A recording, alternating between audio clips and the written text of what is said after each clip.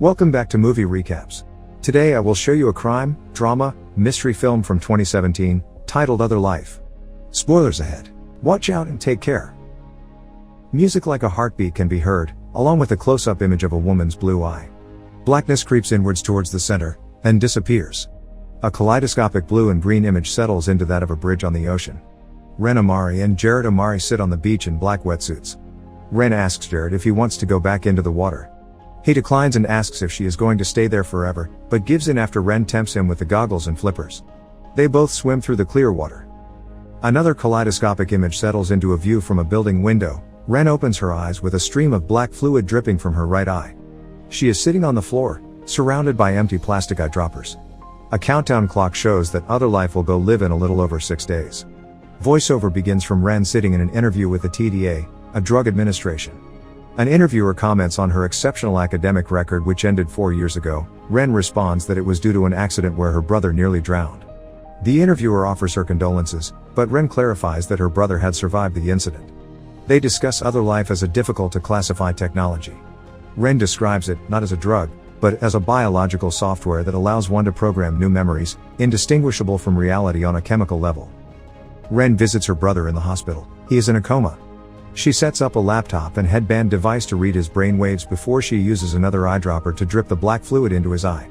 Then, Ren is on the train, where she declines a call from her dad, Robert, before arriving at a busy workspace. A coworker, Byron, tells her to clear the approvals in her queue.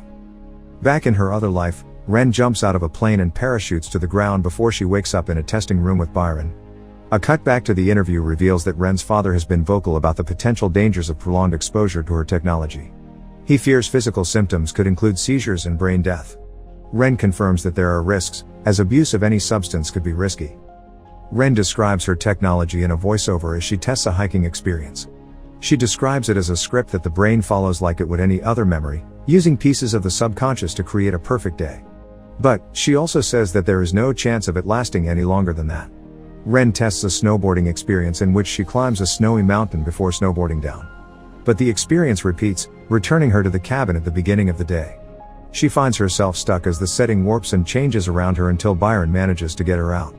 By the time he does that, she had already gone through 6 days inside the experience.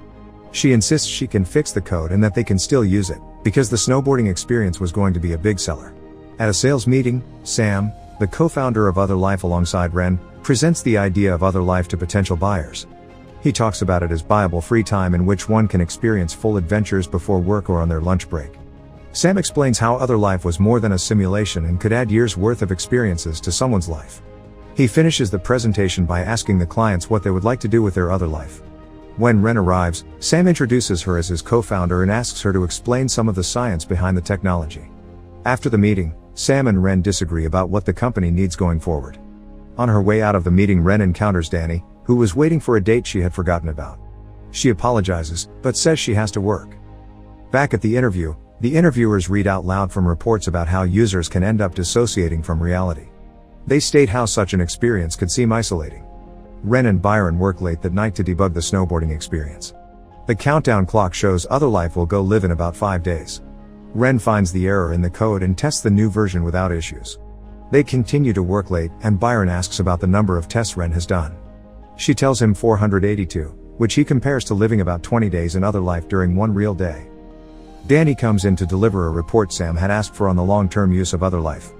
Ren reveals she did not know about it as she reads it. She also asks Byron not to go to Sam behind her back. Byron thinks that the recursive glitch that they've been getting could be the key to longer simulations. He and Danny decide to go out for drinks, but Ren stays behind to keep working. She runs the swimming simulation with her brother again, and is again surrounded by the empty droppers from her tests. She records the result of her 340th test and states that it still needs more testing.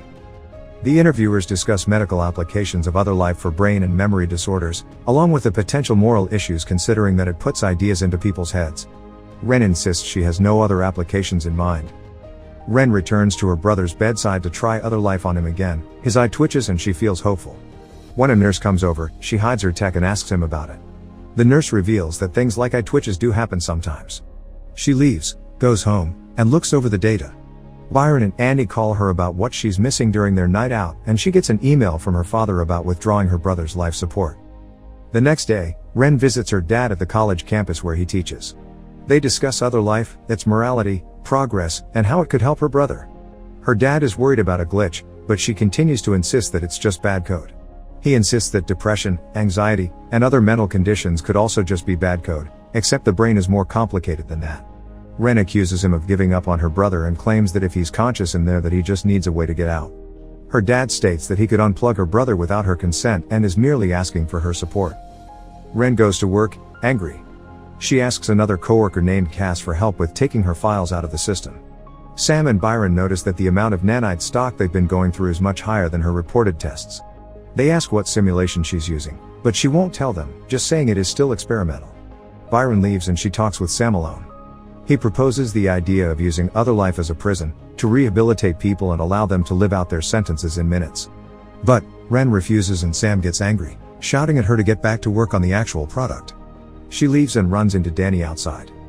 He tries to find out what's wrong but she doesn't want to talk about it.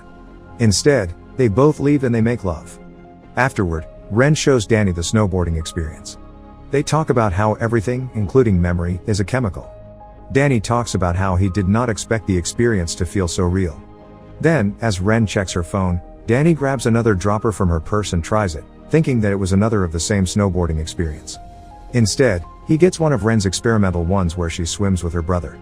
He starts having seizures and won't wake up, so Ren calls an ambulance. The countdown clock is a little under 5 days from release.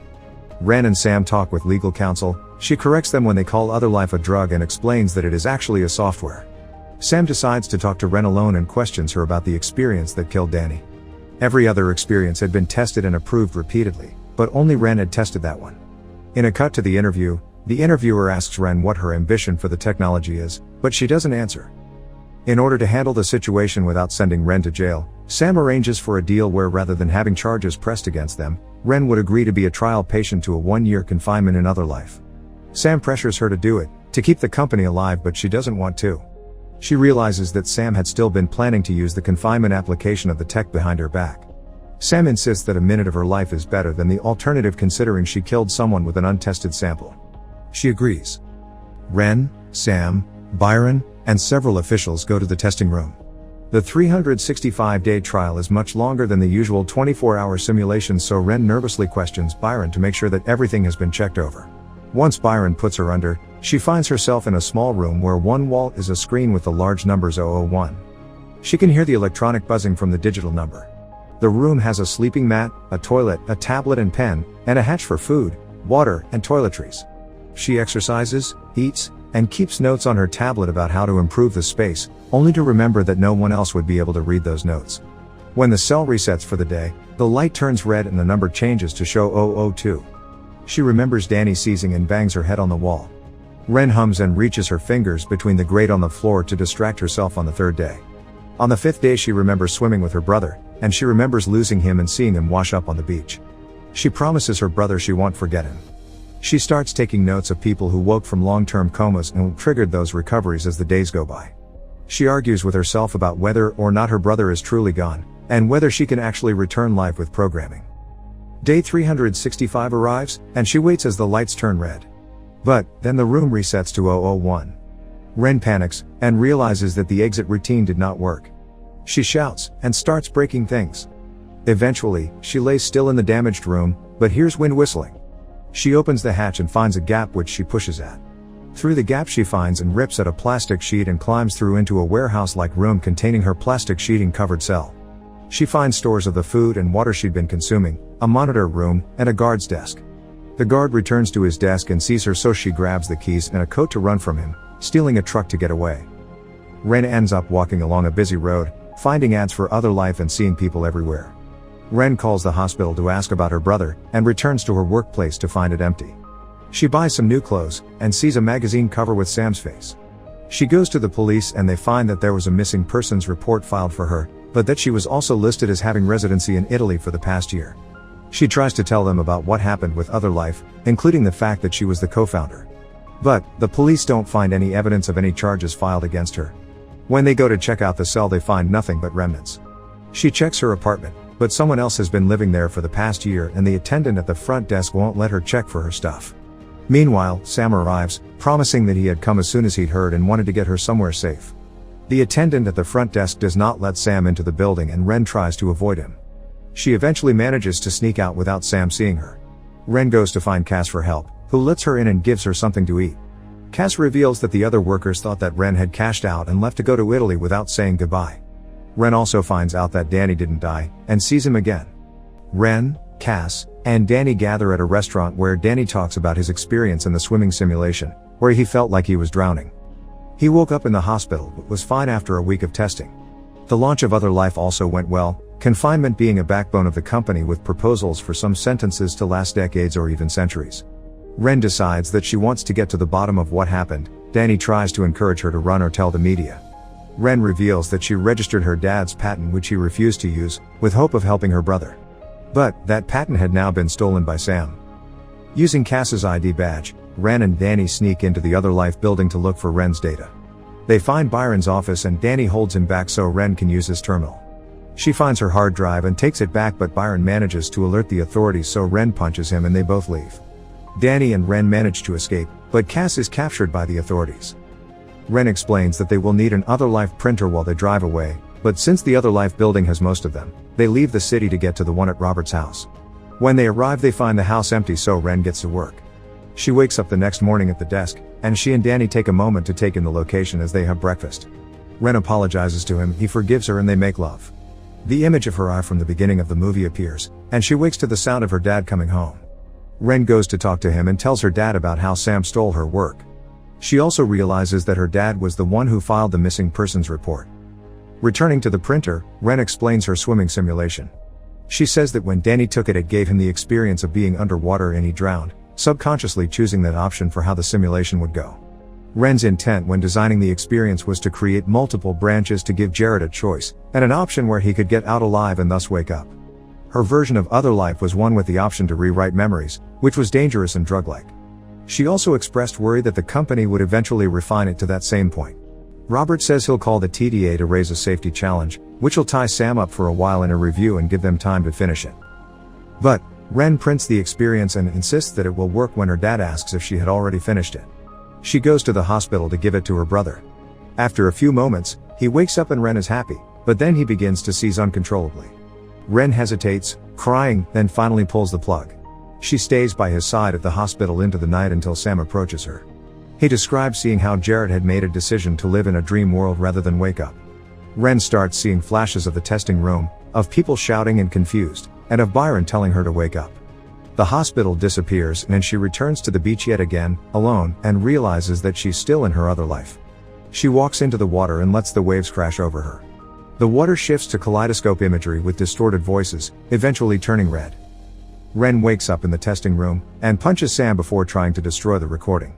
She eventually calms down and sits with T as she thinks about her brother, and her interactions with her dad and Danny while in the experience. She answers the ambition question in the interview that she wants to give people a special chance at a kind of life they might not know otherwise. The interviewers approve the programming for public consumption.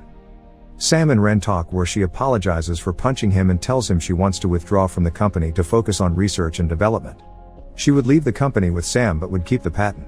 This angers Sam, and he throws something from his desk once she leaves. Ren attends Danny's funeral where he is cremated, and talks to her dad about Sam.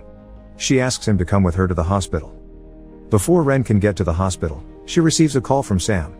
He tells her that she needs to see something in person, so she goes back to the office and is greeted by things being put away. She finds Sam and Byron reviewing her experience. They realize that she had managed to break out of the prison, and get excited about it as a potential interactive experience. But, Ren refuses to help and tries to leave.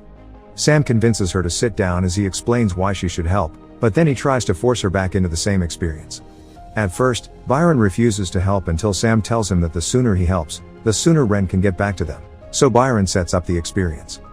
Ren finds herself back in the prison, where she starts thinking her way through the days and she manages to wake up on her own.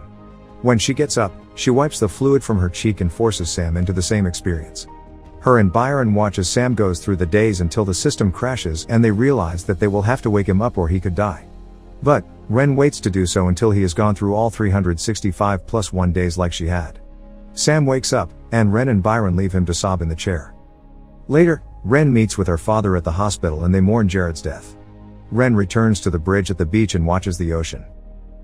Make sure to subscribe and turn on notifications so you can watch more videos like this. Thanks for watching.